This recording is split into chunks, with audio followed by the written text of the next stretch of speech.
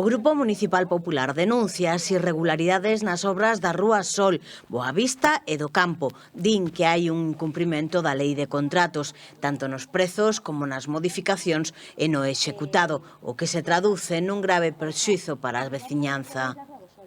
No proxecto estaba contemplado a execución da rede de telecomunicacións na Rúa do Sol, a eliminación destes cables aéreos e metelos soterrados, tamén a execución da rede de media de baixa tensión, un feito que melloraría o espacio urbano, pero que ademais é unha exixencia da lei do solo, que tampouco se vai a executar. Non se van a renovar as conducións do saneamento, nin tampouco as conducións das acometidas á vivenda, aínda que estaban contempladas no proxecto, e tampouco se van a facer as beirarrúas, que tamén estaban contempladas no proxecto inicial, non? A isto súmase un problema de seguridade.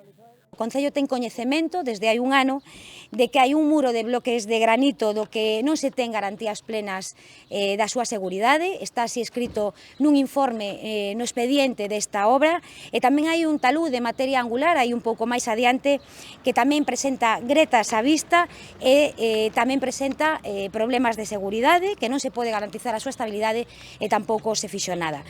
O Concello non fixo nada ante este feito e nós creemos que a seguridade dos veciños da Rúa do Sol ten que quedar garantida e o concelleiro ten que mandar incoar un expediente e mandar asegurar eses taludes. Non, O contrato destas obras saiu a licitación por máis de 600.000 euros e o que veciñas e veciños denuncian non é unha situación aillada. Piden que se execute o proxecto aprobado. Un non pode poñer nun contrato que vai a facer unha cousa e despois facer outra totalmente diferente, porque iso é un fraude de lei.